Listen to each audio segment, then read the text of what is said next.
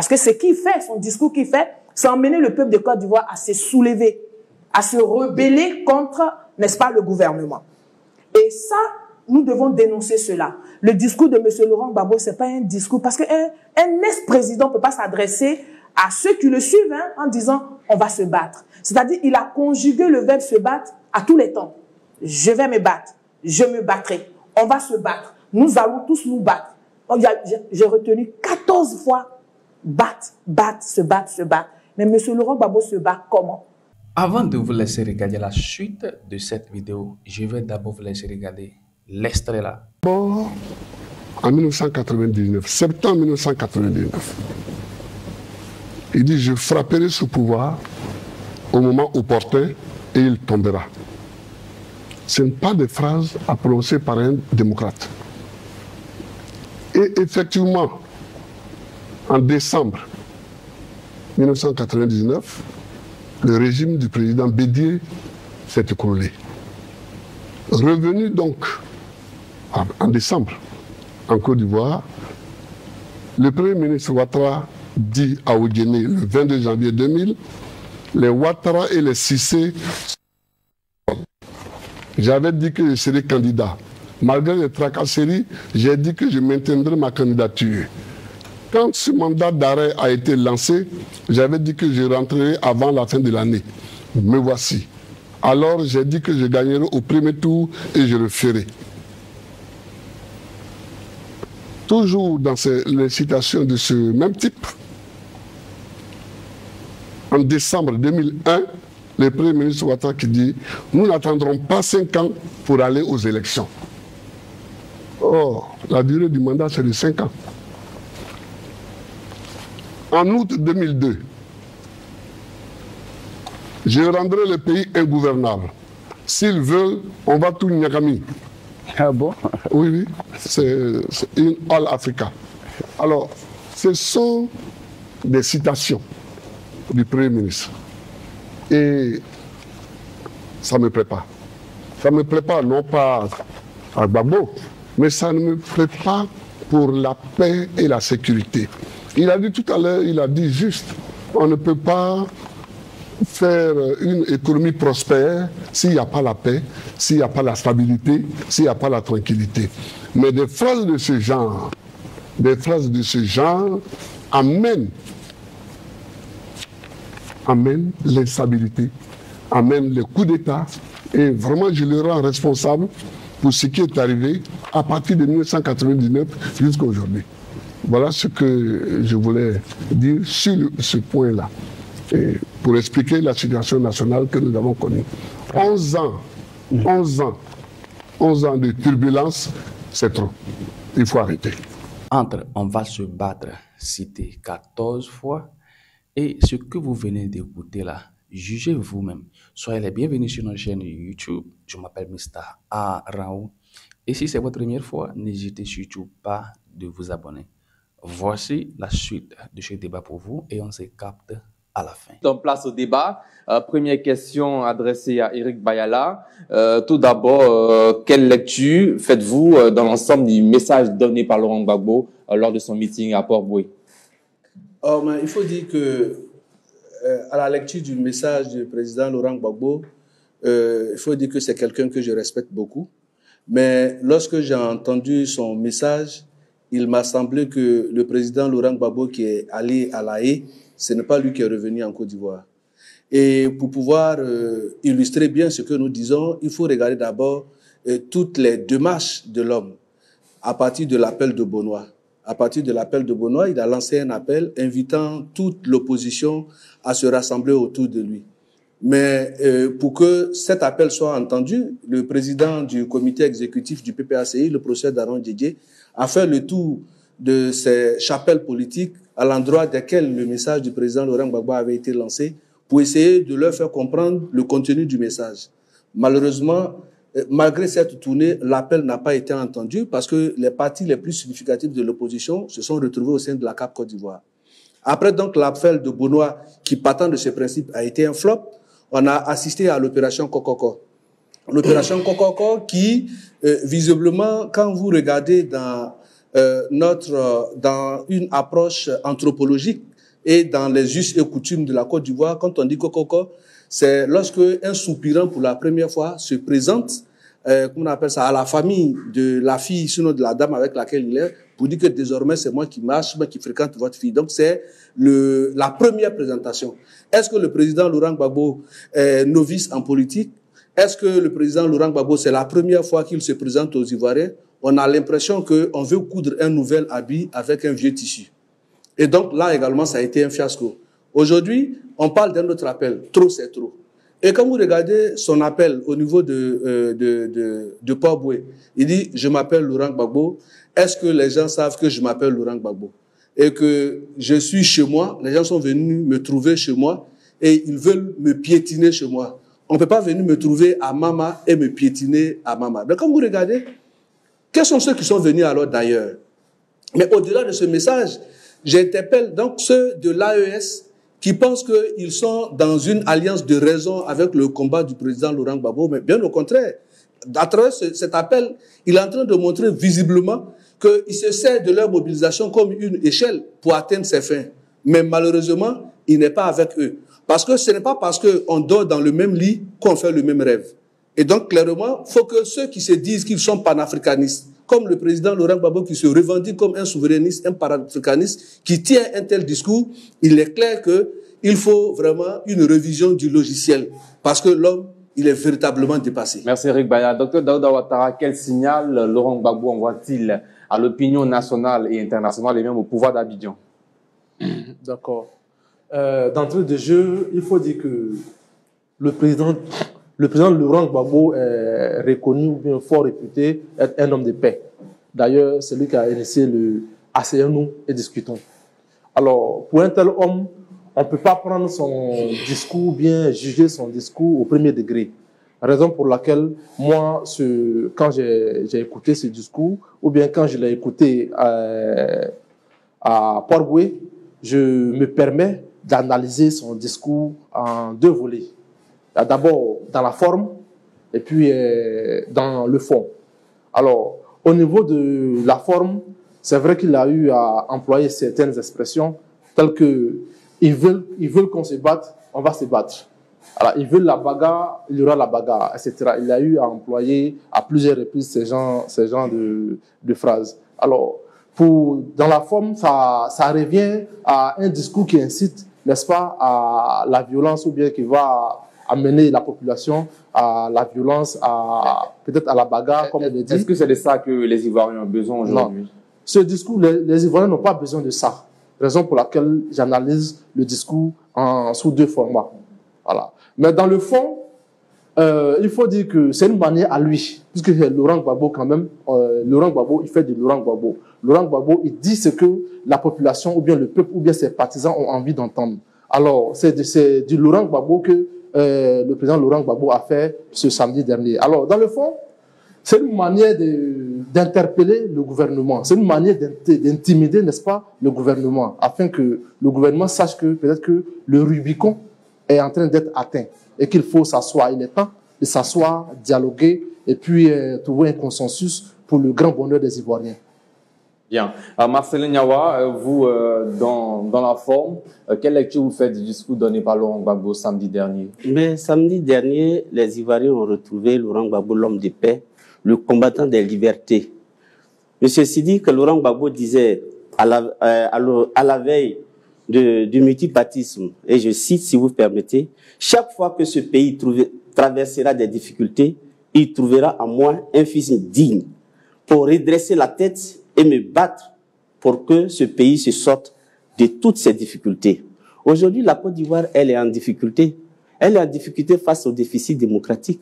Elle est en difficulté face à tout ce que les Ivoiriens vivent comme crise multiforme, crise économique et autres.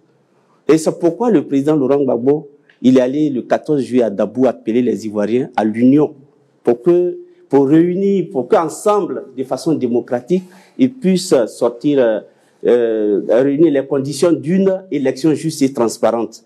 Et en plus de cela, avant ça, il y a eu des conférences de presse qui ont été faites, il y a eu des interpellations. Le président Laurent Gbagbo est allé loin en adressant des courriers au pouvoir en place pour une discussion, pour la recherche des moyens, des voies et moyens pour sortir ce pays de tous les dangers qui l'entourent. Mais jusque-là, rien n'a été entendu. C'est pourquoi, à Dabou, il avait dit à ses partisans, je vais lancer un mot d'ordre. Et plus loin, il va le 27 avril à son comité central. Et ce jour-là, il dit, comme les discussions sont en cours, je vais donner une chance aux discussions.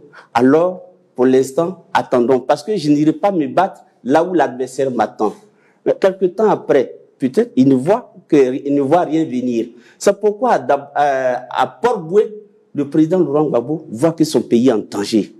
Il lève la tête. Il redresse la tête comme il avait dit dans les années 90 pour que les Ivoiriens retrouvent leur dignité. Il parle au pouvoir en place qui refuse de discuter, qui s'enferme complètement dans un mutisme qui ne se justifie pas. Face aux difficultés que les Ivoiriens rencontrent, ils refusent d'écouter, de discuter. Or, qui dit démocratie, dit débat. C'est pourquoi Laurent Gbagbo, il a parlé pour leur dire, c'est le même Laurent Gbagbo qui a dit que chaque fois que le pays traversera des difficultés, il trouvera en lui un fils digne. Ce fils digne-là, il est là. Et il est là pour la démocratie, il est là pour la paix. Il va récupérer tous les moyens démocratiques pour pouvoir amener les Ivoiriens vers un bien-être. Voilà un peu comment il faut comprendre ce discours. Ce n'est pas un discours guerrier, mais c'est de la fermeté. Bien, on le verra à travers le fond que nous allons aborder dans un court instant. Madame Séri Solange, quelle est votre appréhension du discours de Laurent Gbagbo et comment réagissez-vous face aux différents propos sur ce plateau? Alors, merci beaucoup pour l'opportunité que vous me donnez. C'est bon. Et je voudrais remercier ici toute l'équipe. Et puis, alors moi, avant de rebondir sur votre question, je voudrais rappeler ici aux Ivoiriens qui nous écoutent, qui nous regardent, qui nous entendent, qui sont épris de paix, qui veulent que la Côte d'Ivoire retrouve sa tranquillité. Je voudrais rassurer ces Ivoiriens que M. Laurent Gbagbo n'a jamais appelé à l'unité. M. Laurent Gbagbo ne peut pas être celui qui va réconcilier les Ivoiriens. Parce que quand on veut parler de réconciliation, il faut se réconcilier avec soi-même d'abord et autour de soi avant de parler de réconcilier les Ivoiriens. On a vu dernièrement, depuis que M. Laurent Gbagbo est revenu de La Haye, il n'a jamais pu prononcer le nom de son ex-épouse, Simone Yves Gbagbo. Il n'a jamais pu prononcer le nom de Charles Blé Goudé. Aujourd'hui, il fait un peu, j'étais moi non plus avec M. Afi Nguessan. On va essayer de voir jusqu'à où ça va. Alors, M. Laurent Gbagbo ne fait pas un discours de rassemblement des Ivoiriens parce qu'il n'en a pas la capacité. Ça, c'est ce que je voulais dire ici à mon cher aîné, M. Nyawa. Pour le discours de M. Laurent Gbagbo à Port-Boué, moi, je vais l'analyser sous deux formes. La première forme, c'est donc la forme, sous la forme, pardon. Et puis, je vais expliquer ici aux Ivoiriens que M. Laurent Gbagbo, vous avez su que M. Laurent Gbagbo, c'est un grand mobilisateur. Mais ce qu'on a vu à Port-Boué, M. Laurent Gbagbo n'a pas drainé de monde. Mais pourquoi M. Laurent Gbagbo n'a pas drainé de monde? Ça, on va y revenir n'est-ce pas, dans le fond. Dans la forme, toujours, j'ai trouvé un M. Laurent Gbagbo très affaibli. Un M. Laurent Gbagbo très affaibli physiquement, qui ne peut pas vraiment tenir debout 5 minutes. Un M. Laurent Gbagbo qui peine à articuler ses mots. Un M. Laurent Gbagbo qui n'est plus audible au peuple de Côte d'Ivoire. Parce que les Ivoiriens aujourd'hui, ils entendent beaucoup d'autres sons de cloches que Laurent Gbagbo ne figure même pas dans ces sons de cloches-là. Ça, je voudrais signaler ça. Je voudrais vraiment souligner cela. Maintenant, pour le fond, M. Laurent Gbagbo, son discours, il cherche simplement un soulèvement populaire. Ce qui n'a pas pu réussir en octobre 2020, c'est-à-dire la désobéissance civile, M. Laurent Gbagbo, M. Henri Konan Bédié étant décédé, paix à son âme, M. Laurent Gbagbo veut prendre le relais. Il veut prendre la tête du CNT. Parce que ce qu'il fait, son discours qu'il fait, c'est emmener le peuple de Côte d'Ivoire à se soulever, à se rebeller contre, n'est-ce pas, le gouvernement. Et ça, nous devons dénoncer cela. Le discours de M. Laurent Gbagbo, c'est pas un discours, parce qu'un ex-président ne peut pas s'adresser à ceux qui le suivent en disant « on va se battre ». C'est-à-dire il a conjugué le verbe se battre à tous les temps. Je vais me battre, je me battrai, on va se battre, nous allons tous nous battre. J'ai retenu 14 fois battre, se battre, se battre. Mais M. Laurent Gbagbo se bat comment? Les Ivoiriens ont bien envie de savoir comment il va se battre pendant qu'il n'a pas son nom sur la liste électorale. M. Laurent Gbagbo ne s'est pas battu pour avoir ce dialogue-là. C'est-à-dire qu'il n'a pas mené des démarches pour que son aîné, le président, son excellence Alassane Ouattara, qu'il a appelé devant tout le monde le président, mon aîné, et l'autre, il a dit c'est mon cadet, c'est le Benjamin. Il n'a pas pu avoir un discours franc avec le président pour que les choses aillent au mieux. Aujourd'hui, M. Laurent Gbagbo veut se servir de la population. Sauf que la population ivoirienne aujourd'hui est passée à autre chose. Et donc, du coup, il peine vraiment à mobiliser. Raison pour laquelle il fait appel à l'AES. Il s'essaie un peu de soi-disant combat panafricain pour pouvoir séduire les gens, les pays de l'AES. Et donc, ici, nous devons remarquer que Laurent Gbagbo a été toujours l'initiateur des troubles en Côte d'Ivoire. Bien, merci. Alors, Dr Daouda Ouattara, ensuite Eric Bayala, est-ce que pour vous le discours, d'abord, comment vous interprétez le discours de Laurent Gbagbo? Est-ce un appel à la réconciliation ou à la confrontation? Bien, c'est ce que je disais d'entrée de jeu. Voilà, dans le fond, c'est une manière d'interpeller le gouvernement ou bien d'intimider le gouvernement, afin que le gouvernement se rende compte. Mais la question elle est claire. Est-ce un appel à la réconciliation ou à la confrontation? Confrontation appelée dans les rues. Effectivement, parce que vers la fin de son discours, il a dit, et je le répète, il a dit qu'à un moment donné, il faudra qu'on envahisse toutes les rues d'Abidjan. À un moment donné, il faudra qu'on envahisse toutes les rues d'Abidjan. Et que ce moment-là, ça va se faire au moment opportun. Et il a même dit que soyez prêts pour la bagarre. Soyez prêts pour la bagarre. Nous allons nous battre. Quand on écoute tout ce champ lexical-là, ça ramène à une sorte de confrontation dans la rue avec les forces régaliennes que nous connaissons. Mais la Côte d'Ivoire n'en a plus besoin, au fait. Voilà. Nous sommes à une ère où la population est consciente de ce que représente ce pays pour nous tous, de ce que représente ce pays dans la sous-région, sur la sphère politique, économique et bien d'autres. Donc du coup, l'atmosphère dans laquelle, ou bien la période dans laquelle nous étions, de 2002 jusqu'à 2010, en tout cas, nous ne sommes plus dans cette atmosphère-là. Les temps ont évolué, les temps ont changé. Figurez-vous que à cette époque-là, le ministre Charles Blé Goudé, ou bien Charles Blé Goudé, était le général de la rue. Tout ce qu'il disait était suivi à la lettre. Mais aujourd'hui, figurez-vous que s'il s'arrête et qu'il fait ce même appel-là, c'est pas évident que 10 personnes puissent sortir. Alors, que lui n'est plus avec Laurent Gbagbo. Que lui n'est plus avec Laurent Gbagbo. Ça veut dire que les temps ont évolué et les Ivoiriens veulent la paix.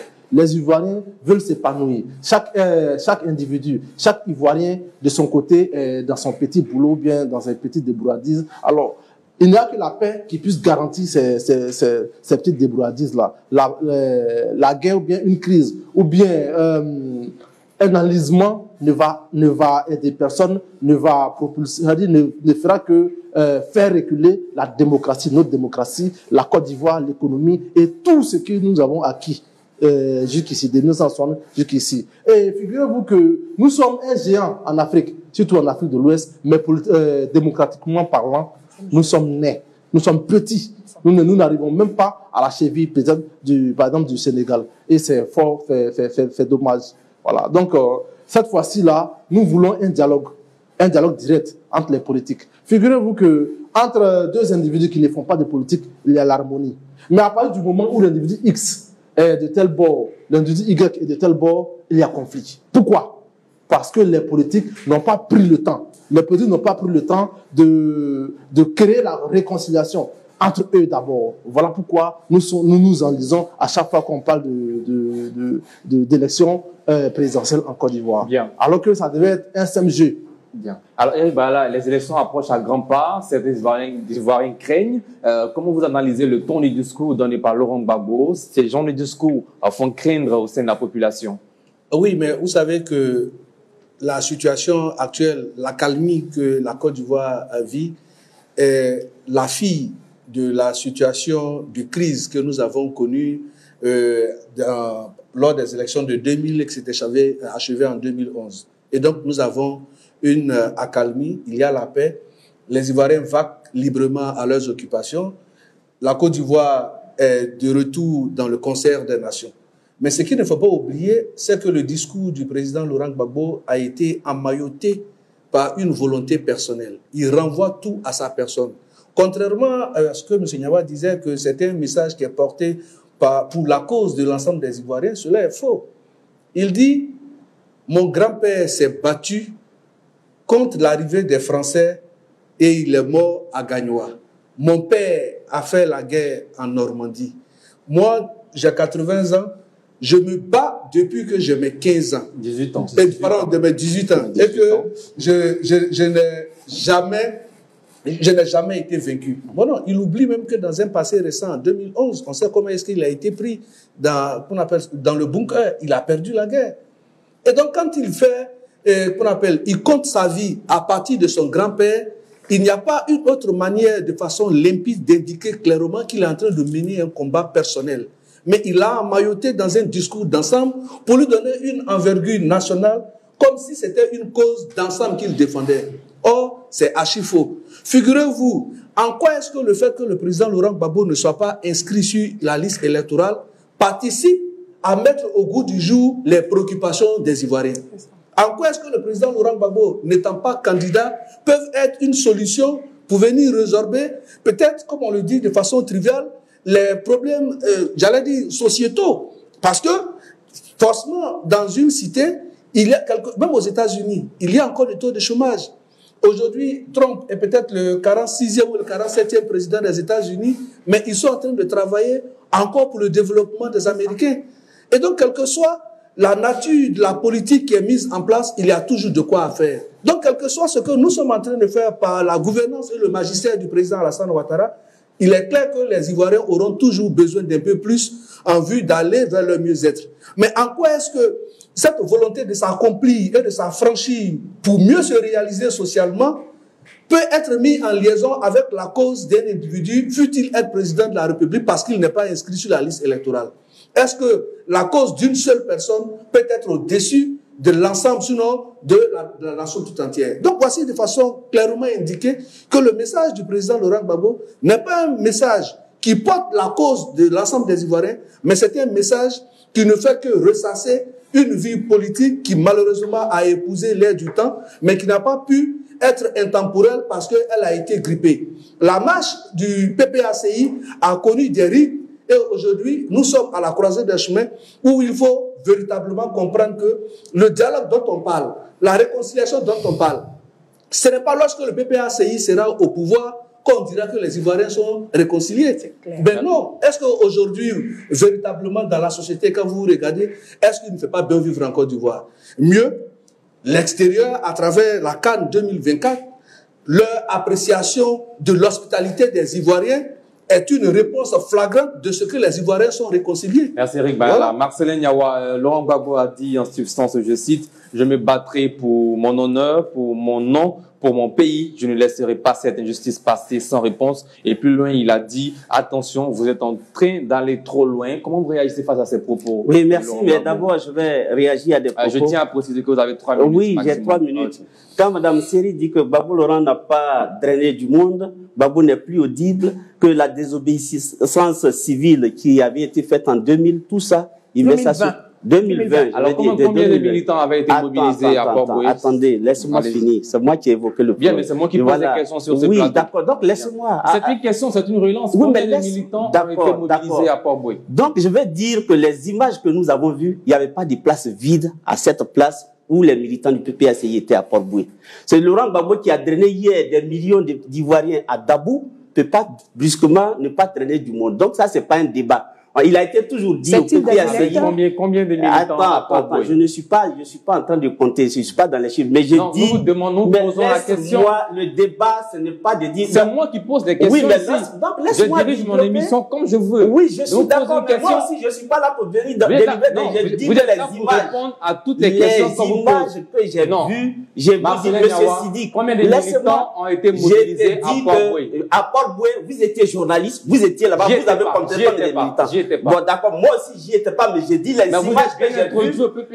J'ai dit les images que... Mais c'est une faute de votre part de ne pas aller là-bas en tant que journaliste. Je ne suis pas obligé d'aller à la d'accord, donc moi, je ne sais pas, mais j'ai dit les images que j'ai vues, il n'y avait pas de tout sur cette place. Non, moi, je ne fais pas de débat sur les groupes. C'est une question, les téléspectateurs veulent savoir combien de militants ont été mobilisés par le PPACI. Vous n'avez pas les chiffres, c'est ça. Vous n'avez pas les chiffres, je vais dire. Vous n'avez pas les chiffres. Monsieur Sidi, que vous êtes journaliste, votre rédaction n'a pas de chiffres. Vous étiez là-bas. Nous ne Vous sommes pas avez dans envoyé une l'organisation équipe de de ce rédaction. Bon, d'accord. Donc, laissons ce. Je veux dire. Bien. Il vous reste cette 1 minute pour terminer. Allez-y. Oui, j'ai dit à cette place était bondée du monde, il n'y avait pas de place. Mais Non. je vais dire à. Non, sur ce plateau, on donne avec des preuves. Si vous n'avez pas les chiffres. Mais ça aussi, mais quand on a parlé, pourquoi tu n'as pas demandé des On preuves? vous a posé des questions. Non, mais monsieur Sidi, soyez logique. Pourquoi vous n'avez pas demandé des preuves à Mme Seri? On a posé la question. Non, elle dit qu'il n'y avait personne là-bas. Pourquoi tu ne lui as On pas a bien demandé vu le des chiffre? militants. On Mais vous j'ai demande dit, combien de militants mais moi ont été j'étais pas mobilisés. là-bas, mais j'ai dit Merci, que les Marcelin images. Yawa. Vas-y, c'est injuste Madame cette façon Seri, de débattre, monsieur. Je me battrai Vous pour êtes mon pas honneur, dans ce pour mon cas-là. nom, pour mon Ah pays. oui. Je ne laisserai Non, pas je cette sais pas. injustice passer sans réponse.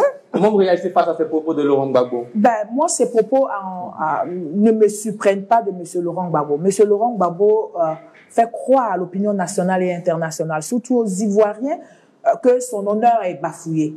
Mais n'est-ce pas, M. Laurent Gbagbo? Bafoué par qui? La vraie question qu'on se pose, c'est celle-là. Est-ce que c'est le pouvoir qui bafoue l'honneur de Laurent Gbagbo? En le disant, il parle clairement du président Alassane Ouattara, c'est-à-dire le pouvoir en place. Il a clairement tort. Parce que M. Laurent Gbagbo est cette personne-là même, en tant qu'ancien président, il n'était même pas encore président quand il bafouait l'honneur du président, son Excellence Alassane Ouattara. Il est celui-là qui, partout où il passait, qui n'avait pas de preuves et qui disait à tout le monde, qui veut l'entendre, que son Excellence Alassane Ouattara n'était pas ivoirien. Avait-il le droit de le faire? En le faisant, c'était pas bafouer la dignité et l'honneur du président Alassane Ouattara. Ça, c'est une question à laquelle j'aimerais que tous les Ivoiriens répondent. Quand ils vont nous écouter, dans les écrits, ils vont réagir. Alors, ça, c'est la première question. La deuxième question, l'honneur du président Alassane Ouattara a été bafoué quand il a vu la dépouille de sa mère traîner à des kilomètres par le camp de M. Laurent Gbagbo. Et ces personnes qui ont fait ça n'ont jamais été punies. On ne sait même pas qui a fait ça. M. Laurent Gbagbo étant président de la Côte d'Ivoire, il n'a pas mené des enquêtes. Il n'est pas allé plus loin. Ça, c'est bafouer l'honneur de son Excellence Alassane Ouattara. Mais aujourd'hui, nous sommes là. M. Laurent Gbagbo, quand il disait dans ce pays, jamais son Excellence Alassane Ouattara ne va être candidat à aucune élection en Côte d'Ivoire. Résultat des courses. Ça fait 15 ans que le président Alassane Ouattara, bientôt, est à la tête de la Côte d'Ivoire. Donc, M. Laurent Gbagbo n'a pas d'honneur plus qu'un autre Ivoirien. Voilà. Bien. Dr Daouda Ouattara, est-ce que pour vous, le discours de Laurent Gbagbo à Port-Boueux reflète une stratégie de rassemblement ou de division? Alors, dans un premier temps, c'est un discours de non-retour, en fait. C'est un discours de rupture. Alors, c'est pas un discours de rassemblement dans un premier temps. Et ce discours-là, je dirais même que peut-être en plus de 60 ans de combat, peut-être que de lutte, voilà, c'est peut-être l'un des plus mauvais discours qu'il ait tenu de tout son parcours politique. Parce que à cet âge-là, à 80 ans déjà, on s'est dit que tout ce qu'on dit, c'est tout ce qu'on fait, tout ce qu'on dit et fait, c'est calculé, mesuré, avec beaucoup de sagesse autour. Avant de prendre une décision, ou bien avant de parler, on réfléchit, on tourne la langue 7 fois avant de parler. Mais à cet âge-là, avec ce discours que j'ai appris, peut-être que ça aurait été un audio ou bien par écrit, je l'aurais refusé. Mais il a fallu que ce soit peut-être en vidéo pour que je puisse le croire. Mais même jusqu'à présent, je me pose un certain nombre de questions. Quand je dis qu'on va se battre, alors de quels moyens de pression dispose-t-il? De quels moyens, quelle est sa maille de manœuvre? Quand il dit on va se battre, va-t-on se battre avec les armes? Va-t-on se battre légalement? Ou bien ce sera avec le dialogue? Alors, il y a déjà une certaine psychose autour de ces élections présidentielles. Et je pense que le discours de Laurent Gbagbo de ce samedi-là vient de confirmer cette psychose-là. Alors, c'est ce que moi je ne cesse de dire tous les jours. Nous sommes citoyens de ce pays. Nous n'avons que ce pays. Et s'il brûle, nous allons brûler avec. Alors que eux, ils ont des filets sociaux qui peuvent leur permettre de se mettre à l'abri, de se mettre en sécurité. Alors que ces monarques-là, quand ils disent les monarques, le président Laurent Gbagbo, le président Alassane Ouattara, puissent s'asseoir, discuter, avec, si possible, avec les autres leaders exclus, qu'ils puissent s'asseoir, discuter, trouver un terrain d'entente pour n'est-ce pas, balayer cette psychose-là de la tête des Ivoiriens, parce que les Ivoiriens ont peur. Nous autres jeunes générations-là, nous sommes la relève de ce pays et nous ne voulons pas hériter d'un pays en ruine.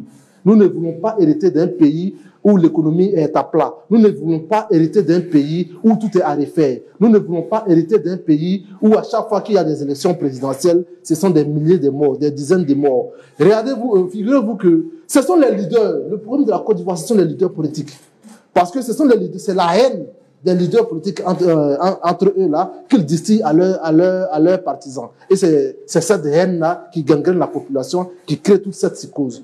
Après, du moment où les leaders s'asseyent pour parler, pour trouver un terrain d'entente, vous allez trouver que nous allons tous vivre en harmonie. Les élections vont se dérouler, bien se dérouler, et chacun va vaquer. On a vu par le passé des dialogues politiques. On a même eu 5 dialogues politiques. Mais cela n'a pas empêché, lors des élections de 2020, par exemple, des violences par endroits. Effectivement. Mais cette fois-ci, je pense que c'est un peu différent. Il y a aussi la sincérité. La sincérité, parce que c'est ce que je disais d'entrée de jeu. Il y a l'âge. Le président Laurent Gbagbo a aujourd'hui 80 ans. Le président Alassane Dramane Ouattara a plus de 80 ans. Je pense qu'à cet âge-là, c'est la sagesse. Tout ce qui doit être pris comme décision est calculé, est balayé. C'est-à-dire, tout est sécurisé, tout est canalisé. Alors, si nos grands-pères, le président Laurent Gbagbo et le président Alassane Dramane Ouattara ne peuvent pas nous donner la paix, nous léguer ce pays dans la paix, avant peut-être de livrer le tablier, mais qui ne crée pas des milliers de morts avant. Merci. Dernière question, Eric Bayala, avant la pub, en 1 minute 30. Est-ce que pour vous, le discours de Laurent Gbagbo marque un changement dans sa communication politique? Oui, absolument. J'allais dire, il vient d'opérer une rupture dans la fréquence des discours qu'on lui connaissait. Parce que quand vous dites que les gens sont venus d'ailleurs pour venir me trouver chez moi et ils viennent me piétiner, je ne vais pas l'accepter. On n'est pas venu me trouver chez moi. La question est de savoir qui est venu d'ailleurs. Et donc, quand on pose un tel postulat et que depuis toujours, Laurent Gbagbo qui s'est présenté comme celui-là qui était l'artisan de paix, qui a même organisé un forum pour la réconciliation lorsqu'il accédait au pouvoir, au cours duquel forum, il a dit qu'il pouvait aider ses opposants à leur permettre de régler quelques problèmes, mais jamais il ne pourra intervenir dans une affaire de justice pour eux. Mais aujourd'hui, ce qu'il a refuté hier se retrouve dans son vis-à-vis à l'idée de savoir que s'il n'est pas sur la liste électorale, ce n'est pas par le bon vouloir d'une décision politique, bien au contraire, il s'agit d'une décision de justice qu'il en a extrait. Et donc, ce qu'il dit qu'il ne pouvait pas faire hier pour faire plaisir à ses opposants, comment aujourd'hui le souhaite-t-il que l'on le fasse pour lui? Et donc, il est question que nous nous retrouvions dans une situation d'interrogation continue à l'idée de savoir quelle est cette alchimie et par quel miracle pourrait-on polir les angles et mariner les contraires pour que M. Laurent Gbagbo, qui était, j'allais dire, réfractaire à une injonction dans une décision de justice, puisse solliciter aujourd'hui le président Alassane Ouattara pour qu'il ait une faveur. Malheureusement, le discours qu'il tient n'est pas un discours d'apaisement, parce que c'est une convocation à la confrontation et il a pris rendez-vous avec la rue. On ne va pas dans la rue pour parler des problèmes de réconciliation. On ne va pas dans la rue pour engager un dialogue. On ne va pas dans la rue pour pouvoir trouver un compromis. Merci. Nous sommes de retour de la pub et puis avant la pub, Eric Bayala avait la parole. Maintenant à vous, je reviens sur la même question que vous n'avez pas pu répondre pour question de temps. Je me bats depuis que j'ai 18 ans et non, et on ne m'a pas encore vaincu. Ils veulent qu'on se batte, on va se battre. Je vais me battre pour mon honneur et je vais me battre pour la Côte d'Ivoire. Vous avez 3 minutes pour répondre à cette question. Merci. Allez. Je dis que Laurent Gbagbo est toujours dans une dynamique de lutte contre l'injustice depuis qu'il est rentré en politique. Et c'est ce qu'il a dit. Depuis 18 ans, il se bat. Mais ses adversaires qui sont là aujourd'hui et qui paniquent, parce que eux, comme ils sont venus au pouvoir avec des armes, quand Laurent Gbagbo parle de combat, ils pensent que c'est des fusils qu'il va prendre. Mais comme le dit si bien l'artiste, un coupeur de tête n'aime pas qu'on parle derrière lui. Comment avec Laurent machette. Gbagbo compte-t-il se battre? Mais il compte se battre, regardons-le. Il le dit, c'est comme hier quand il était à la CPI, il dit, Madame le juge, on ira jusqu'au bout.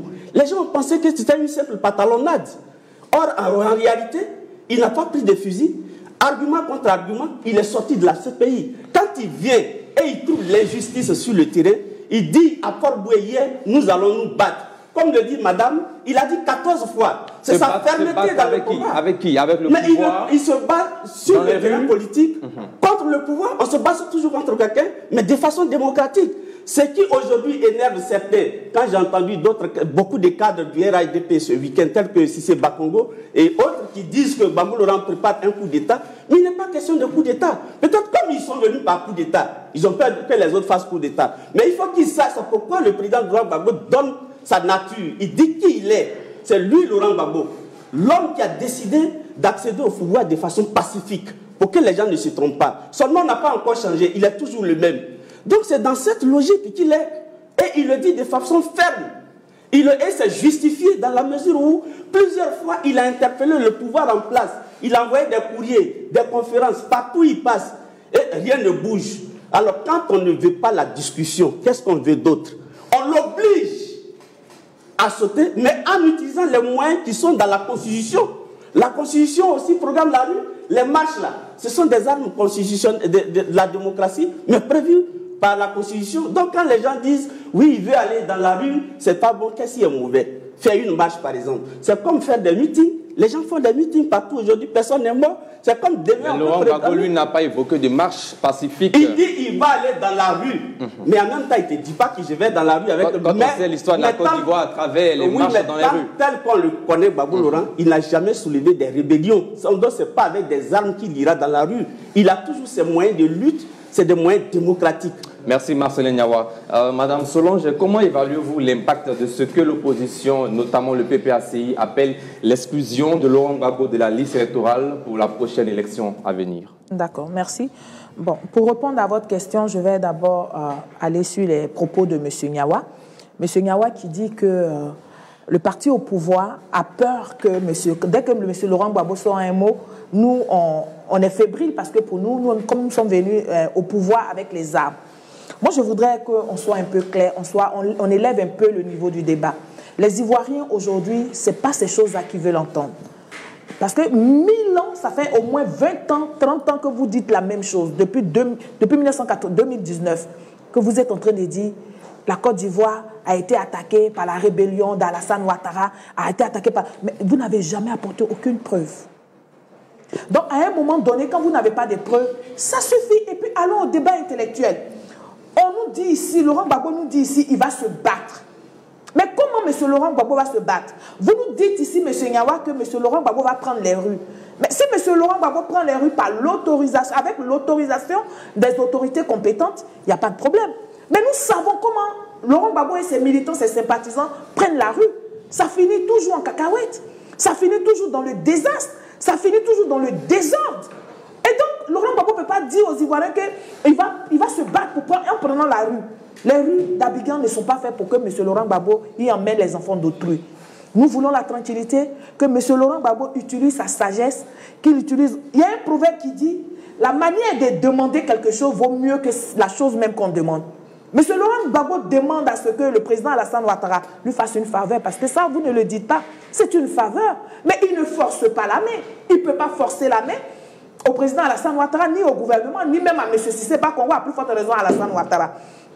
Et donc, ce que nous disons ici, M. Laurent Gbagbo doit avoir un ton bas pour que ceux qui le suivent là réalisent que la Côte d'Ivoire est partie à un autre niveau. Et donc, quand on demande, la main qui demande est en dessous de la main qui donne. Vous demandez au président Alassane Ouattara des faveurs, vous ne pouvez pas être au-delà de ce que le président peut vous donner. Et donc, si c'est la rue qui vous arrange pour que vous fassiez entendre, ben, nous, on veut bien voir ça. On est assis là, on veut voir, tester. Et puis, on va, nous tous, on va vérifier quelque chose. On va voir comment ça va se passer. Bien, voilà. Sur ce plateau, on n'incitera pas à la violence. Voilà. Merci, Dr Daouda Ouattara. Pour Laurent Gbagbo, sa condamnation et sa radiation de la liste électorale ne visent qu'un seul objectif, et je cite, l'empêcher de se présenter à nouveau devant les Ivoiriens. Ce n'est pas seulement mon cas qu'il faut voir, c'est la démocratie qu'on est en train de saboter, c'est le droit du peuple à choisir ses dirigeants qu'on bafoue, a-t-il dit. Réaction là-dessus? Bien, je vais remonter un peu en arrière. Il faut dire que la radiation du président Laurent Gbagbo de la liste électorale ne date pas d'aujourd'hui. Hein. Alors, c'est depuis 2020. Et lors des élections présidentielles de 2020, le nom du président Laurent Gbagbo ne figurait pas sur la liste électorale. ça n'a pas fait de tollé. De 2020 jusqu'à 2025, ça fait pratiquement 5 ans. 5 ans, oui. 5 ans. Le PPACI ou bien EDS d'alors n'a pas mené des actions d'envergure pour que, de grandes actions, voilà, pour que le nom du président Laurent Gbagbo soit réinscrit sur la liste électorale. Bon, on attend à ce qu'on soit à quelques mois des élections présidentielles de 2025 là pour commencer ce combat. Moi, je pense que, selon moi, voilà, personnellement, moi, je pense que le combat, il est biaisé d'avance. Pourquoi ce combat? Parce que il y a qu'en Côte d'Ivoire, les partis politiques pratiquent ce qu'on appelle le leadership traditionnel. Le leadership traditionnel où le leader, le leader qui est à la tête du parti politique, il fait la pluie et le beau temps. Il ne prend pas la peine de former quelqu'un. Au cas où il a une incapacité, ces seconds-là puissent prendre la place. Alors tout tourne autour de ces leaders-là. Ils font la pluie et le beau temps. Et tant qu'ils sont en vie, personne ne peut avoir de velléité de candidature, personne ne peut être ambitieux dans leur formation politique. Exemple, on a vu le cas avec le PDCI, le président Henri Konan Bédié. Après son départ, nous voyons les crises en interne parce qu'il n'a pas pris le temps de préparer, de désigner quelqu'un avant son départ. En tout cas, alors, pas le cas où le charisme, quand ça comme ça, ces leaders secondaires là qui gravitent autour de ces leaders là n'ont pas le temps d'avoir de charisme, ne peuvent pas rassembler tout le monde. Et quand c'est comme ça, c'est un problème. Et le problème auquel nous sommes confrontés aujourd'hui, si le PDCI avait pris le temps de préparer quelqu'un, si le PPACI avait pris le temps de préparer quelqu'un, si les autres partis politiques... son candidat, si les autres partis politiques... Non, j'en viens. Si les autres partis politiques avaient pris le temps de préparer des leaders, peut-être dans l'ombre, on n'en serait pas là aujourd'hui. Aujourd'hui, on dit que le président Laurent Gbagbo, il n'est pas sur la liste électorale. Il aurait dit, bon, par exemple, M. Nyawa Marcelin, vous êtes présidentiable, venez, vous êtes le candidat du parti. Et à partir du moment où je suis en vie, j'appelle à te voter. Te voter, c'est comme voter Laurent Gbagbo. On aurait dit, le problème, il est simple. Aucun parti politique n'a préparé un autre candidat à part l'unique et seul leader qu'on connaît à la tête de ces partis. Voilà pourquoi j'ai parlé en termes de monarchie. Ce sont des monarques à la tête de ces partis politiques. Et c'est ce qui nous met dans ce problème. Alors, j'en viens pour conclure. Il va falloir que les jeunes, surtout la nouvelle génération, commençons à trier, à bien regarder les partis politiques avant de nous engager. Il ne faut pas t'engager dans un parti politique où après, quand il y aura des séances électorales, on va t'appeler à descendre de la rue, aller perdre ta vie, aller te faire blesser, aller te faire emprisonner. Bien. Et Eric Bayala, pour Laurent Gbagbo, la démocratie est en train d'être sabotée. Comment vous réagissez face à ces propos? Non, mais la démocratie est en train d'être sabotée. Je pense que c'est peut-être dans l'esprit du président Laurent Gbagbo. Sinon, en réalité, aujourd'hui, si la démocratie était en train d'être bafouée, je ne pense pas que sa formation politique aurait eu des élus en termes de représentants à l'Assemblée nationale. Mais avant même d'aborder la question dans le fond, je voudrais rappeler que lorsque la crise est survenue en Côte d'Ivoire, avec cette histoire de rébellion, le président Laurent Gbagbo, alors président de la République, avait dit en son temps que j'ai décidé de causer directement avec ceux qui m'ont fait la guerre à travers l'accord de Ouagadougou. Et ceux qui ont décidé de me faire la guerre, c'est Soro Guillaume et ses amis. Et c'est eux qui l'ont convoqué à Ouaga. Sous, j'allais dire, qu'on appelle ça, le contrôle du président Blaise Compaoré. Et il y a eu l'accord de Ouaga qui a fait de M. Soro Guillaume président de la République. Non, Premier ministre. Pardon, Premier ministre. Autant pour moi. Et donc, quand vous parlez de « il est venu par les armes », mais apparemment vous vous trompez de personnalité, de personnage. Peut-être que vous n'êtes pas dans ce pays, vous n'avez pas vécu suffisamment en Côte d'Ivoire pour pouvoir commenter réellement les époques, les temps et les responsables de chaque époque et de chaque événement. Cela dit, pour revenir sur le principe de la démocratie, est-ce que la démocratie se définit par la situation d'un individu à être sur la liste électorale? Oui. Qu'est-ce qui s'est passé pour que M. Laurent Gbagbo ne soit pas sur la liste électorale? Qu'est-ce qui s'est passé pour que M. Tidiane Thiam n'y soit pas? Qu'est-ce qui s'est passé pour que M. Charles Blé Goudé n'y soit pas? Qu'est-ce qui s'est passé pour que M. Soro Guillaume n'y soit pas? Chacun a pris rendez-vous avec un délit et à partir de ce délit-là, il y a eu une décision de justice. Et leur jugement a été prononcé bien antérieurement à la réalisation de la RLE, qui avait déjà défini clairement leur situation. Donc chacun d'entre eux le savait.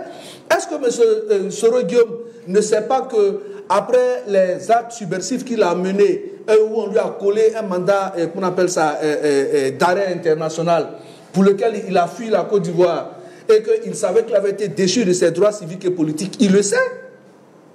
Est-ce que M. Tidiane Tam, en allant se faire enrôler, ne savait-il pas qu'il avait la double nationalité? Il le sait.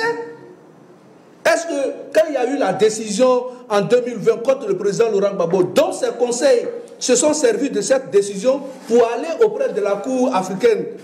C'est parce qu'il y a eu une décision, ils ont même fait appel de cette décision, donc ils ont reconnu quelque part cette décision-là. Et jamais il n'y a eu d'appel. Aujourd'hui, il n'est pas question d'une démocratie qui en panne, bien au contraire. Il ne peut pas avoir de démocratie sans justice.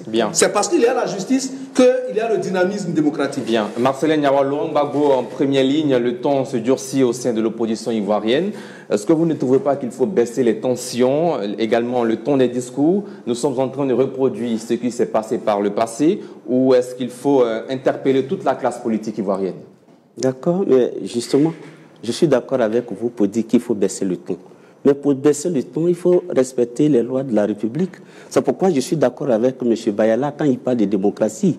Et c'est pour ça que je ne suis pas d'accord avec Mme Seri quand elle parle des richesses, des faveurs. Dans une démocratie, on ne cherche pas des faveurs. Elle nous invite à un sabaridé chez M. Ouattara pour que certaines... Quand elle dit la manière de demander, demander quoi? Dans une république, c'est les lois. Le président Laurent Gbagbo veut que son statut soit reconnu. Laurent Gbagbo a été jugé par un tribunal qu'il ne fallait pas. C'est un tribunal ordinaire. Un ancien chef de l'État, c'est un tribunal spécial qui le juge. Donc déjà, ce jugement-là, il est faux. Laurent Gbagbo, la Cour africaine des droits de l'homme, a décidé à juger qu'on doit l'inscrire sur la liste électorale. Laurent Gbagbo demande qu'on l'inscrive, son nom soit sur la liste électorale. La loi dit que M. Alassane Ouattara ne doit pas être candidat, et Laurent Gbagbo l'a dit à Port-Boué. Il dit que M. Ouattara n'a pas le droit d'être candidat à cette élection. C'est une faute. Donc, pour le respect de cette démocratie-là, il faut qu'on aille vers l'application des lois. On ne doit pas chercher des faveurs partout. Une fois que la loi est appliquée, on n'est plus dans une république de faveurs. Il faut qu'on sorte de là. Sinon, on tombe carrément dans une tyrannie qui dit son nom actuellement. Parce que comme le dit les cadres du RHDP aujourd'hui, la manière de demander, de quelle manière veulent-ils qu'on demande à Ouattara le dialogue politique pour qu'il accepte? On l'a écrit, ils lui ont écrit poliment. C'est des courriers qui lui ont été envoyés à travers des conférences de presse. Qu'est-ce que le RHDP perd aujourd'hui en acceptant un dialogue? Et qui sont si démocratiques, qui sont majoritaires. S'asseoir et puis dialoguer. On peut dialoguer à tout moment. Le respect des minorités, la discussion. Ils vont à un congrès qui a pour thème, et j'ai lu le thème de leur congrès, où ils disent, deuxième congrès ordinaire, le RHDP pour une Côte d'Ivoire en paix, prospère et solidaire. Non, je suis dedans. Ça veut dire que quand on recherche la paix, on s'attache aux lois de la République. On n'est pas dans une logique de recherche de faveurs. On ne demande pas à l'opposition de rechercher des faveurs, de faire des sabaridés auprès du décideur pour obtenir telle chose. C'est pas en ce moment-là, on n'est plus dans une logique de recherche de paix. Mais je veux dire que Laurent Gbagbo, il est toujours dans sa logique de recherche de paix. Voilà pourquoi, depuis fort longtemps, il interpelle. Et il veut aller dans la rue comme la Constitution Merci Marcellin, allez-y. Alors, je veux relever quelque chose, je veux apporter une petite correction. Monsieur Niawa vient de nous dire que Monsieur Laurent Gbagbo, avec son statut d'ancien chef d'État, ne devait pas être jugé par n'importe quelle cour de justice. Bon, moi, je voudrais dire ici à Monsieur Niawa, sans prétention aucune, que nous dit l'article 54 de nos lois. L'article 54 des anciens chefs d'État. Un ancien chef d'État qui a sémé les troubles dans une élection présidentielle devient un citoyen lambda. C'est n'importe quelle justice qui le juge. Donc, c'est que vous promenez sur tous les plateaux de télé. Je parle de l'opposition quand je dis vous, pas forcément vous, M. Niawa. Je peux te répondre. Pas forcément vous. Ben oui, vous pouvez. Mais pourquoi vous l'avez donc envoyé à la CPI? Mais il n'est pas... Ces faits-là, il je suis désolé, Marcellin Niawa. Il n'est pas allé à la CPI pour les mêmes faits. Mais on va y arriver. Marcellin Niawa, s'il vous plaît, vous n'avez pas encore la parole. Parce que vous trompez la jeunesse ivoirienne. Et vous promenez sur les plateaux de télé pour raconter des contre-vérités. Monsieur Laurent Gbagbo, il a été jugé par la Cour de Côte d'Ivoire là, parce que tout simplement, il a sémé des troubles lors des élections présidentielles de 2010. Donc, on ne regarde pas son titre d'ancien chef d'État. C'est mis dans la loi. C'est mis dans la loi. Ça, c'est d'un. De deux. Il vous reste 15 secondes, allez-y. De deux. Quand vous dites qu'il a été à la CPI pour les mêmes chefs d'accusation, je dis c'est faux. C'est faux. Parce que le procès de M. Laurent Gbagbo a bien commencé en Côte d'Ivoire avant qu'il ne parte à La Haye. Depuis qu'il était à Korogo, dans le nord, là-bas, emprisonné dans le... Mais c'est ce qui est la réalité. C'est ce qui est réel. Merci. Voilà. Docteur Ouattara, le président Laurent Gbagbo s'offusque contre toute velléité d'autres mandats du président Alassane Ouattara. Comment vous réagissez? Bien. En tant qu'opposant historique, au fait, il y a un adage qui dit que quand un individu se noie, il essaie de s'agripper pour essayer de se sortir de la situation. Moi, je pense que ça fait partie de cela, parce que en disant à ses partisans, ou bien aux yeux du monde entier, que le président Alassane Ouattara n'est pas éligible, bon, c'est un peu truc. Moi, je ne vais pas rentrer dans ce débat parce que la loi n'est pas rétroactive. La loi n'est pas rétroactive. Il y a eu une nouvelle constitution en 2016. Et quand c'est comme ça, l'ardoise est effacée. Moi, je ne suis pas un juriste, mais je sais que quand on passe d'une constitution à une autre, je sais qu'il y a une partie ou bien il y a des parties de l'ardoise qui sont effacées. Moi, je ne rentre pas dans ce débat. Qui doit être candidat, qui ne doit pas être candidat. Moi, ce que moi je cherche aujourd'hui, c'est ce qu'il y ait la paix. Bien, merci. Parce qu'il y ait la paix, j'en viens. Et dans son discours, dans le discours du président Laurent Gbagbo, dans le discours du président Laurent Gbagbo, il a rappelé la partie où il avait pris l'article 48 à l'époque, en 2009, pour faire de Alassane Ouattara candidat. Et dans sa manière de parler, c'est comme qu'il a rendu service en prenant l'article 48 à l'époque.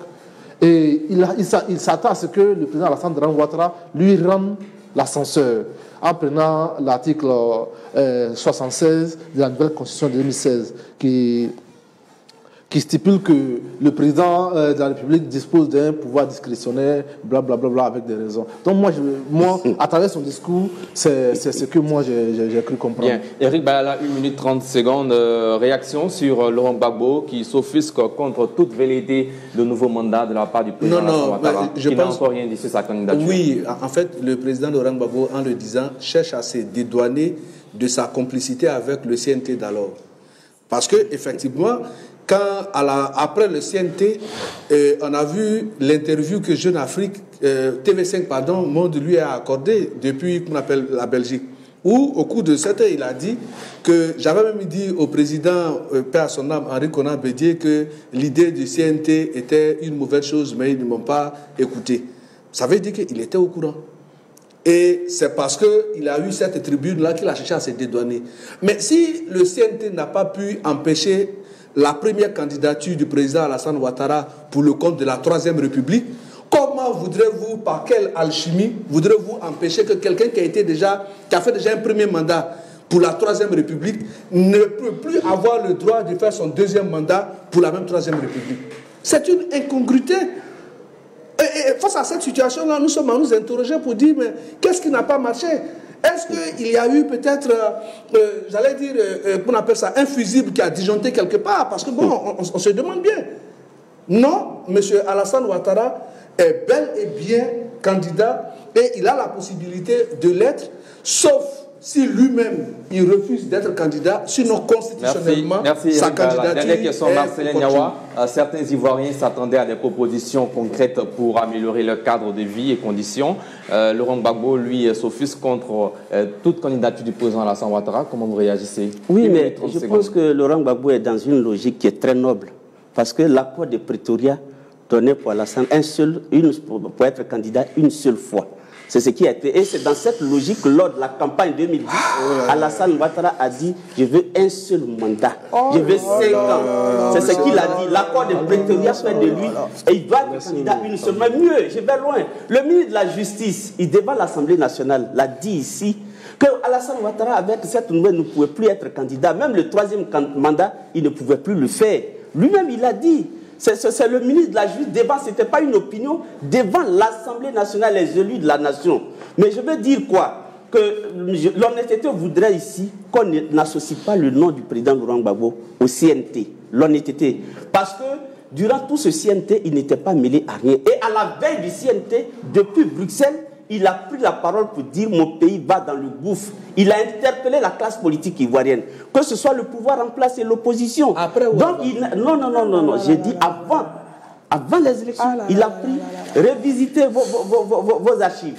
Donc là, tous les membres du EDS, tous les cadres, ont participé au CNT. Tous les membres du EDS. S'il vous plaît, madame. Le PDS n'existait même pas en ce moment, madame. J'ai dit PDS. S'il vous plaît. PDS n'était pas là-bas. Je vous accorde 5 secondes pour terminer. Votre temps a été plus Laurent Gbagbo est très cohérent.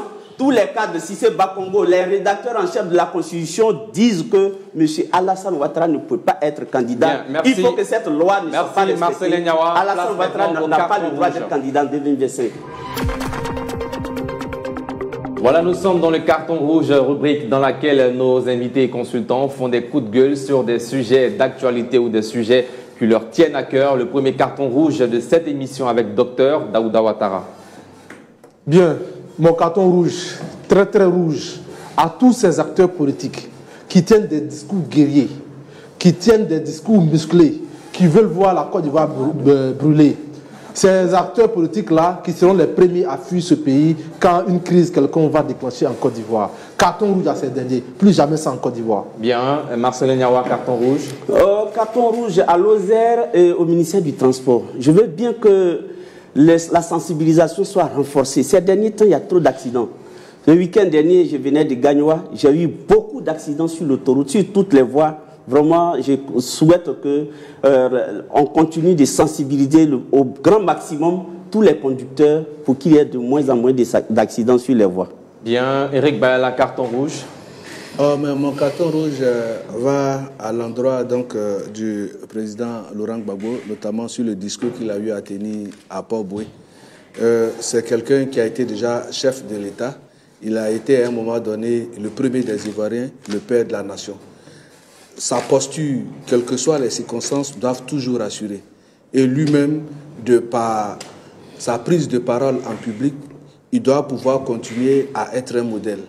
Parce qu'on n'est pas forcément modèle quand on est chef de l'État, et quand on est à l'opposition, on devient l'antithèse de ce qu'on a proposé être.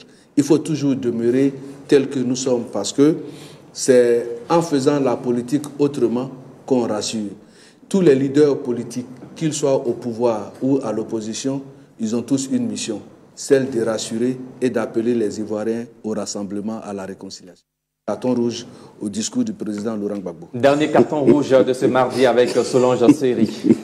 Alors, carton rouge pour le maire de Makori, on va dire zone 4. J'ai traversé tout à l'heure la rue pour venir faire l'émission. Donc la rue Alex Fénis. Fleming. Hein? Fleming. Voilà. Zone 4. C'est impraticable. Et ce qu'on constate, qu'il y a tous les opérateurs économiques qui sont dans cette rue-là. Que le maire de Makori se mette au travail pour nous donner de très belles voiries au niveau de ce secteur-là. Carton rouge pour M. Laurent Gbagbo. Carton rouge pour le discours de M. Laurent Gbagbo tenu à Port-Boué. Nous estimons que la Côte d'Ivoire a besoin de tranquillité. Et les Ivoiriens que nous sommes, nous avons besoin de tranquillité pour vaquer librement à nos occupations. Et essayer de réfléchir comment faire pour qu'on continue dans cette dynamique-là, pour que le chômage soit réduit. Donc, on n'a pas besoin des discours guerriers, on n'a pas besoin des palabres. Que M. Laurent Gbagbo se tienne un peu à carreau, qu'il voie un peu comment tenir son discours pour apaiser, n'est-ce pas, ses sympathisants et ses militants. Place maintenant au chiffre du jour.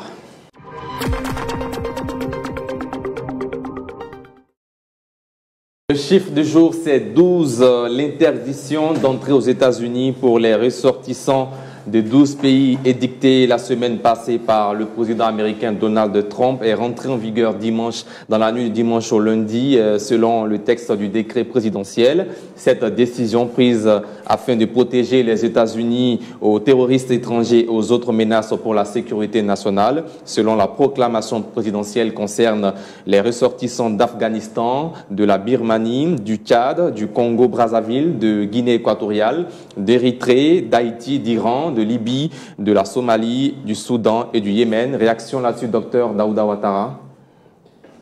Bien. Il y a un moment, je discutais avec un invisible, M. Placide Kessé, qui me disait que, arrivé à un moment donné, Donald Trump va prendre des mesures drastiques contre certains pays. Bon, au départ, je n'y croyais pas, jusqu'à ce que je tombe sur l'article la dernière fois. Alors, il faut dire que Donald Trump est le président des Américains. Voilà. Donald Trump n'est pas élu pour les pays de l'étranger, pour venir comme pompier, comme babysitter des autres pays. Non, Donald Trump, cette fois-ci-là, pour ce mandat-là, il est élu pour les Américains. Alors, tout ce qu'il considère comme menace pour ce peuple américain-là doit être écarté, que ce soit en amont ou bien en aval. Quand il parle de terrorisme, on a les pays comme le Yémen, l'Iran, etc., qui, selon les États-Unis, sont des pays qui financent, n'est-ce pas, le terrorisme. Alors, peut-être qu'en interdisant à ces ressortissants de mettre pied aux États-Unis, peut-être que ça va réduire, selon eux, le terrorisme sur le territoire américain. Pour les autres pays comme la Birmanie, le Tchad, la République du Congo, bon, le Congo-Brazzaville, ce sont des pays qui sont dirigés par des militaires et l'autre par un régime autocratique. Alors, c'est une manière de dire que ces pays-là doivent se prendre au sérieux, prendre des mesures, mettre en place des politiques qui puissent permettre à leurs ressortissants de s'épanouir sur leur sol, au lieu de les laisser aller les envahir aux États-Unis, commettre des larcins, des crimes de toutes sortes. Voilà. Bien. Donc, en grosso modo, pour finir, le président Donald Trump est élu pour le peuple américain. Donc, il s'attelle à préparer et à protéger, coûte que coûte, quels que soient les moyens de ce peuple américain. C'est pourquoi il est... Éric Bayala, votre appréciation de cette mesure? Bon, je pense que c'est vrai. Ici, il nous est donné de nous prononcer sur ce décret qui a été pris par le président Trump. Mais là, ne regardons pas les sanctions à l'endroit de ces pays, mais ces pays qui ont été blacklistés, quel est le mode de gouvernance de ces pays? Est-ce que ces pays n'ont rien à se reprocher? Et donc, c'est pour cela que nous lançons toujours de façon continuelle notre appel à l'opposition, à la classe politique ivoirienne, pour dire que si aujourd'hui la Côte d'Ivoire n'est pas blacklistée, c'est à cause de sa gouvernance. Si aujourd'hui la Côte d'Ivoire est respectée, c'est parce que celui qui est à la tête de l'État inspire confiance et les Ivoiriens avec. Et donc si nous-mêmes, Ivoiriens, à travers la politique, nous nous inscrivons dans une dynamique de porter atteinte à cette appréciation de la Côte d'Ivoire à l'extérieur, mais malheureusement, c'est nous tous qui allons en payer. Parce qu'avant 2011, on a vu que la Côte d'Ivoire n'était même pas inscrite au Conseil des Nations. On avait perdu toute considération. Et c'est juste à la prise du pouvoir, le président Alassane a dû faire beaucoup de voyages à l'étranger pour restaurer l'image de la Côte d'Ivoire. L'opposition d'alors l'avait traité de globe-trotteur, de Magellan. Mais aujourd'hui, voici les fruits. Cela a payé. Merci. Et donc tous ces 12 pays-là, véritablement, quand vous regardez le mode de gouvernance, on ne peut pas aussi en vouloir au président américain. Bien. Marcelin Niawa, réaction là-dessus? Bon, réaction, moi je pense que Donald Trump a été élu par les Américains et pour les Américains.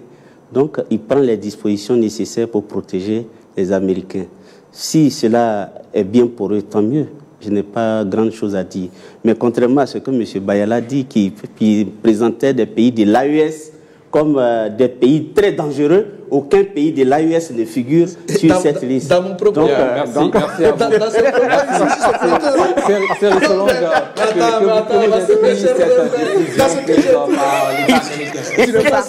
S'il vous plaît. Je suis sérieux. Je pense que Donald Trump, comme l'a dit le docteur tout à l'heure, il a été élu par les Américains. Et Donald Trump travaille à ce que les Américains continuent de garder leur sécurité et leur paix. Et donc, tout ce qui va déranger la tranquillité des citoyens américains, Donald Trump va s'en servir pour que les Américains puissent être désormais tranquilles chez eux. Et donc, moi, je n'ai pas assez de commentaires à faire. Je le félicite dans cette démarche. Si même il y a encore d'autres sanctions, il n'a qu'à les prendre. Voilà. Parce que quand on ne vit pas chez soi, on a une façon de se comporter. Et donc, tous ces immigrés-là qui sont ailleurs et qui font des grands discours, des grands débats, sur comme ils étaient très, très, très arrivés, au lieu de chercher à s'intégrer véritablement, qu'on mette des verrous sur leur pays et puis ils vont rentrer chez eux. Merci à vous, Madame Série Solange, cadre du Rassemblement des oufouettistes pour la démocratie et la paix. Merci d'être passé. On espère vous revoir. Merci d'avoir regardé la vidéo du début jusqu'à la fin. N'hésitez pas de vous abonner, liker, partager et surtout vos avis dans les commentaires. Le président Laurent Gbagbo reste l'un des grands et meilleurs présidents de l'Afrique. Ouais, dites-moi qu'il n'a pas fait de pont, il n'a pas fait ceci, il n'a pas fait ceci. Allez-y au moins regarder ces discours qu'il a déjà tenus dans le passé. Le gars tenait tête à tête à certaines puissances impérialistes. Vous savez, à tout moment que je regarde les vidéos passées, les discours passés du président Laurent Gbagbo, je me dis, waouh, c'est que des fois, la vie est injuste. Quand tu grandis, tu deviens vieux, tu deviens plus faible. Sinon, allez regarder les vidéos passées. Allez regarder les vidéos passées. L'éloquence est au top. Le gars ne voile pas ses mots. Il répète tout. Il dit tout à haute voix.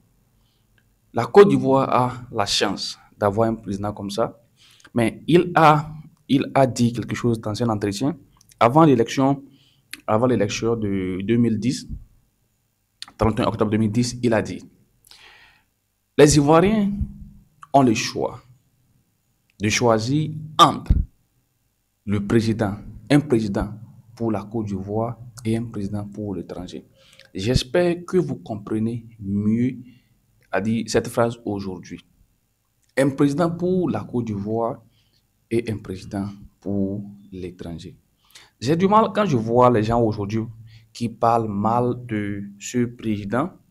Allez-y, allez-y. Donc, si vous parlez mal de Laurent Gbagbo aujourd'hui, là, vous allez traiter Thomas Sankara de n'importe quoi.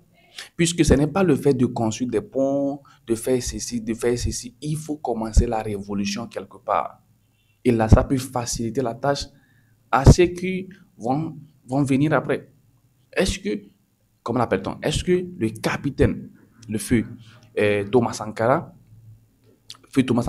est-ce qu'il a construit des ponts, il a fait ceci, il a fait ceci. Mais en écoutant en réécoutant ces discours aujourd'hui, ça inspire les gens. C'est-à-dire ses pensées depuis 80, sa philosophie depuis 1980, c'est que le monsieur incarnait quelque chose qu'il faut aujourd'hui. Donc, on ne fait que, quand vous prenez par exemple le capitaine Ibrahim Traoré, il ne fait que peut-être exécuter ou bien, c'est pas quoi, s'inspirer des stratégies, des idéologies de Thomas Sankara pour pouvoir créer ce qu'il fait aujourd'hui. La fondation était là-bas. Laurent Gbagbo a commencé la fondation et ces idées, ces projets sociaux ont été exécutés avec le président Ouattara aujourd'hui. Donc, respectez un minimum de respect envers ce monsieur. J'ai beaucoup apprécié la sortie de Blé Goudé la fois dernière qui demandait aux Ivoiriens de respecter le président Laurent Gbagbo. Pas d'injure. Il faut respecter ce monsieur. Il faut respecter ce monsieur. Allez-y. Les vidéos sont disponibles. Allez-y, les vidéos sont disponibles pour réécouter les discours de ce monsieur.